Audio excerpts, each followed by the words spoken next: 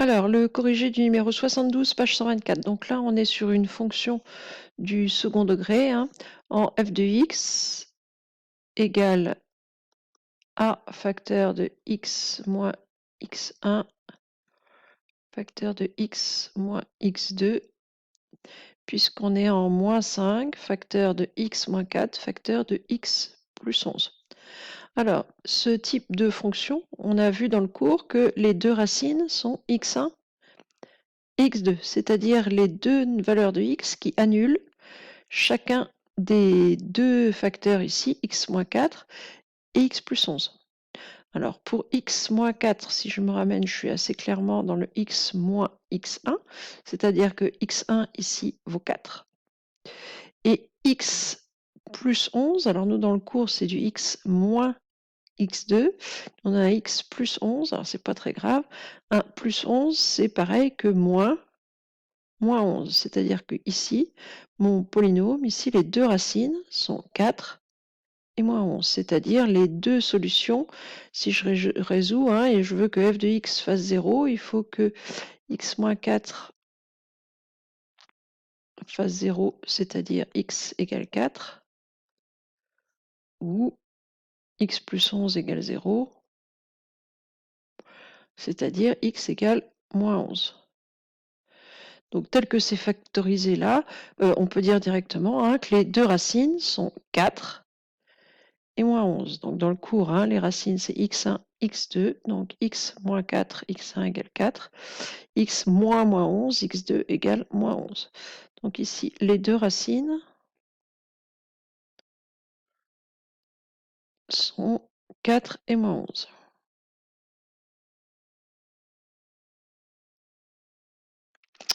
Et ensuite, on vous demandait d'étudier le signe de f de x.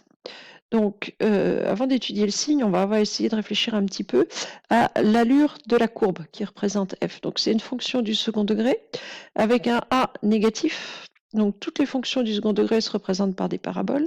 Je vous rappelle qu'une parabole a deux orientations possibles, hein. L'orientation parabole comptante pour un a positif et parabole pas comptante pour un a négatif. Donc, ça, c'est pour a positif et ça pour a négatif. Ici, a vaut moins 5. Donc, si je dois représenter ma fonction, je vais avoir une parabole dans le sens pas contente, c'est-à-dire avec un sommet vers le haut, des pattes qui partent vers le bas.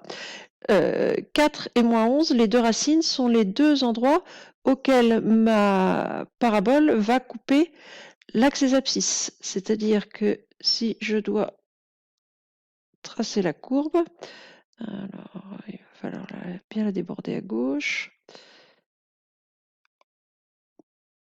Donc, je sais que ma parabole va couper l'axe des abscisses en 4 et en moins 11. Alors, c'est pas dit que je suis allé assez loin, moi. 3, 6, 9, oui, ça va être un peu trop par là.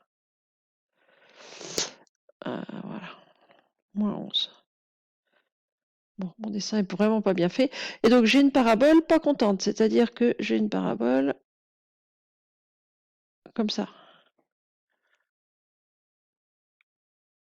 Hop là. Alors, évidemment, si je voulais être plus précise, hein, il faudrait que... ma parabole est comme ça.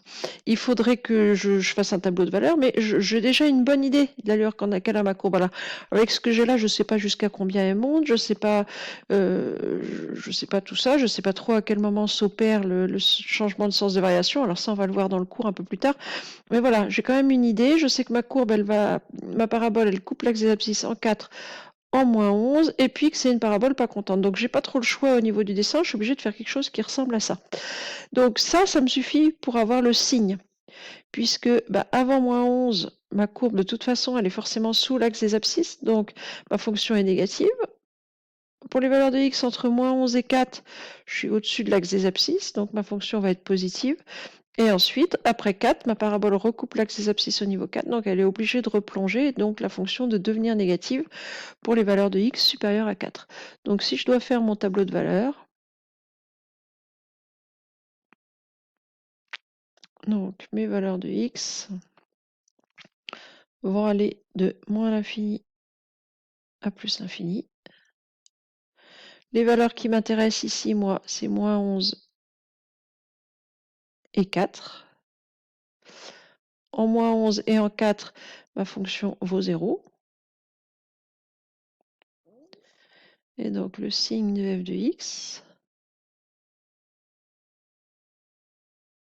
bah, avant moins 11, donc entre moins l'infini, sur l'intervalle moins l'infini moins 11, ma fonction est négative.